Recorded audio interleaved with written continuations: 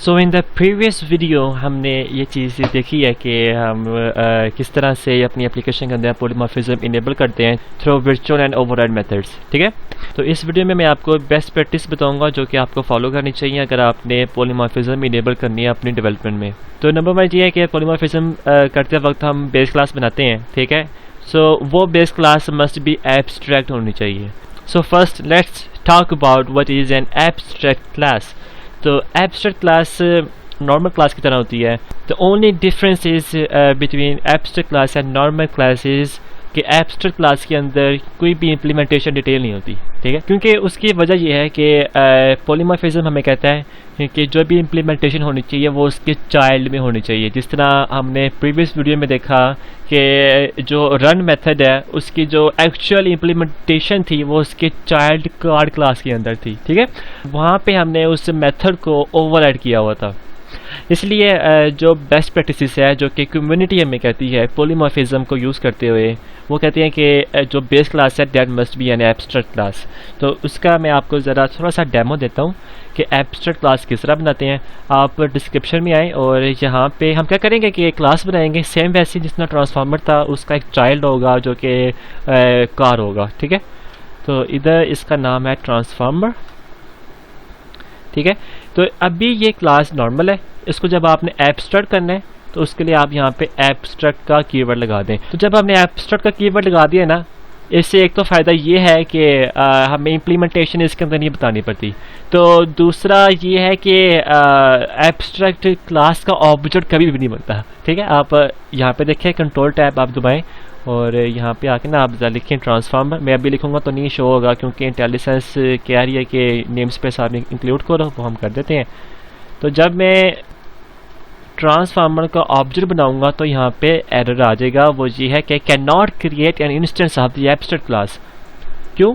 क्योंकि ये रूल है। अब आपके माइंड में ये है कि वेल हम ऐसी क्लास क्यों बनाएंगे जिसकी इम्प्लीमेंटेशन नहीं है और ना ही उसका कोई ऑब्जेक्ट बना सकते हैं। वेल बिलीव मी, ये वो क्लासेस होती हैं कि जिनका बहुत फ़ायदा होता है। इन्हीं क्लासेस की वजह से हमारे प्रोग्रामिंग के अंदर लूजली कपलिंग बहुत होती है, हमारी कोड के अंदर फ्लेक्सिबिलिटी बहुत ऐड होती है। वेल इस सब का आंसर अभी आपको मिलता है। तो मैं इस लाइन को रिमूव कर देता हूँ कंट्रोल एल प्रेस करके, मैं ट्रांसफार्मर में वापस आता हूँ। वेल अगर हम एब्स्ट्रैक्ट क्लास के अंदर कोई भी इम्प्लीमेंटेशन नहीं कर सकते then what is we can do. तो हम इसके अंदर मेथड्स बनाते हैं लेकिन हम उसकी इम्प्लीमेंटेशन नहीं बताते, हम एब्स्ट्रैक्ट मेथड्स बनाते हैं, ठीक है। तो एब्स्ट्रैक्ट मेथड क्या होते हैं कि आपने सिर्फ मेथड का सिग्नेचर बताना होता है, उसकी इम्प्लीमेंटेशन नहीं बतानी होती। तो एब्स्ट्रैक्ट मेथड हम उसी तरह लिखते हैं कि जिस तरह वर्चुअल मेथड लिखते हैं। The only difference between virtual and abstract method is abstract don't have any implementation detail, okay.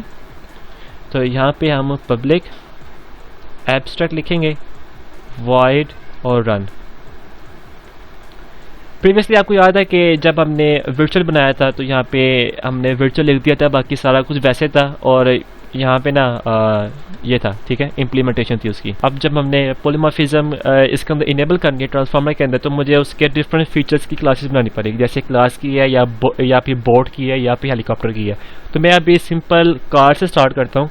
मैं द क्लास बनाता हूँ कार, ठीक है।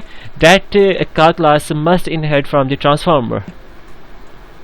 ओके, वंस आप ये कर लेते हैं तो आप यहाँ पे ना एक चीज़ देखेंगे, यहाँ पे ना कि एक अंडरलाइन एक रेड कलर का एक एरर आ रहा है। वो ये कह रहा है कि ट्रांसफार्मर आपने इनहेरिट किया हुआ है लेकिन उसके अंदर कुछ ऐसी चीज़ें हैं जो कि एब्स्ट्रैक्ट हैं। तो एक रूल आपने याद रखना है, हम ट्रांसफार्मर क्लास इनहेरिट कर रहे हैं और उस क्लास के अंदर एक एब्स्ट्रैक्ट मेथड है। तो यहाँ पे कंपाइलर हमें इन्फोर्स कर रहा है कि हमने ट्रांसफार्मर को इनहेरिट किया है तो इसके अंदर जितने भी एब्स्ट्रैक्ट मेथड्स हैं उन सब की इम्प्लीमेंटेशन डिटेल हमने बतानी है।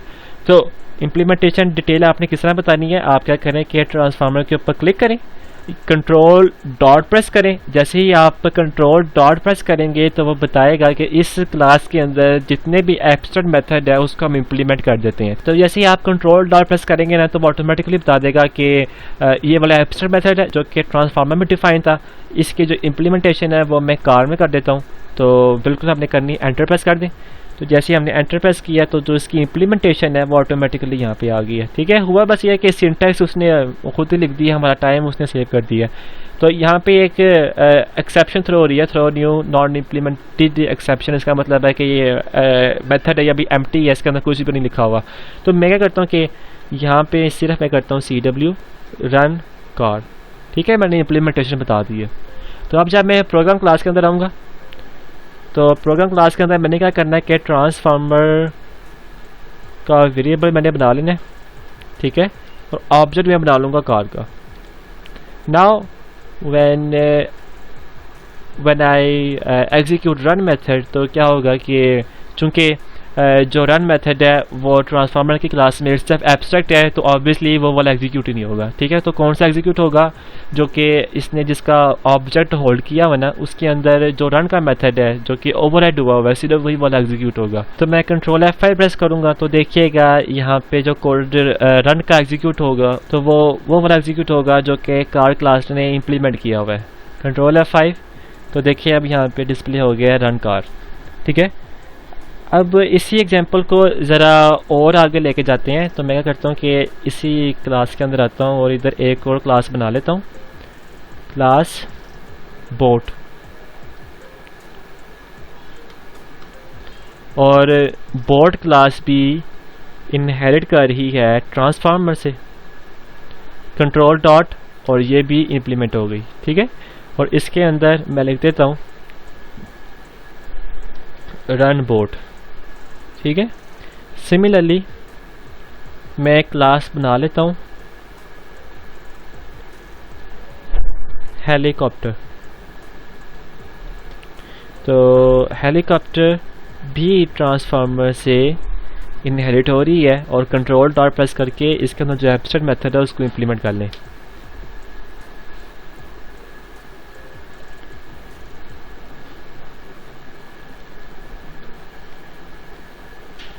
اگر آپ دیکھیں کہ ہیلی کاپٹر کے پاس رن کی ایک اپنی امپلیمنٹیشن ہے, بورڈ کے پاس رن کی ایک اپنی امپلیمنٹیشن ہے, اور کار کے پاس رن کی ایک اپنی امپلیمنٹیشن ہے. ٹھیک ہے, اب جب میں یہاں پہ ہوں نا تو یہاں پہ آپ دیکھیے گا کہ اب جیسے ہی سچویشن چینج ہوتی ہے, transformer equal to new boat, جیسے ہی سچویشن چینج ہوتی ہے کہ ہمارا جو ٹرانسفارمر ہے وہ پانی میں جاتا تو فوراً اس کو اپنے آپ کو بوٹ میں کنورٹ کرنا پڑتا ہے. اب یہاں پہ سچویشن چینج ہو گئی. ٹھیک ہے, اب جب میں یہاں پہ ٹرانسفارمر ڈاٹ رن ایگزیکیوٹ کروں گا تو کون سا ایگزیکیوٹ ہوگا جو کہ بورڈ کے اندر ڈیفائن ہے. تو اب رن ٹائم کے اوپر ہی بیہیویئر چینج ہو رہے ہیں.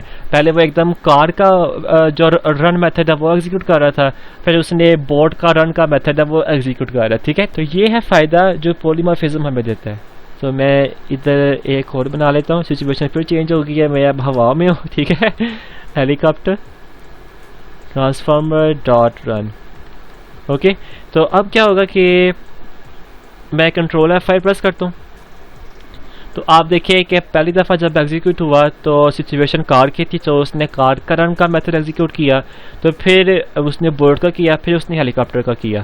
تو اب یہاں پہ نا آپ ایک چیز دیکھیں کہ اس طرح جو ہماری کوڈنگ ہے وہ کتنی اچھی ہو گئی ہے. تو دیکھیں جو ٹرانسفارمر ویریبل ہے وہ کتنا فلیکسیبل ہو گیا کہ وہ اپنے پاس کار کا آبجیکٹ بھی ہولڈ کر رہا ہے. کیوں کر رہا ہے؟ کیونکہ اس نے اس کو انہیرٹ کیا ہوا ہے. ٹھیک ہے, اسی طرح آپ دیکھیں کہ ٹرانسفارمر اتنا فلیکسیبل ہے کہ وہ بورڈ کو بھی ہینڈل کر رہا ہے اور وہ ہیلی کاپٹر کو بھی ہینڈل کر رہا ہے اور ان کے ڈفرینٹ بیہیویئرس کو بھی ہینڈل کر رہا ہے اور رن ٹائم میں ان کے ڈفرینٹ بیہیویئرس کو بھی ایگزیکیوٹ کر رہا ہے. تو آئی ہوپ آپ کو پولیمارفزم کی اب صحیح سمجھ آئی ہے کہ پولیمارفزم کیا ہے. سو اگر آپ کو کسی بھی پوائنٹ میں اگر ابھی تھوڑی سی کنفیوژن رہ گئی ہے تو پلیز آپ کمنٹ سیکشن کے اندر مجھے بتا دیں, تو میں کیا کروں گا کہ آپ کو اس کو ایکسپلین کر دوں گا. اگر مجھے لگا کہ مجھے مزید ویڈیو بنانی چاہیے آپ کو سمجھانے کے لیے تو میں وہ بھی بنا دوں گا. تو بس مجھے بتائیں, میں آپ کو اس کا سلوشن پرووائڈ کر دوں.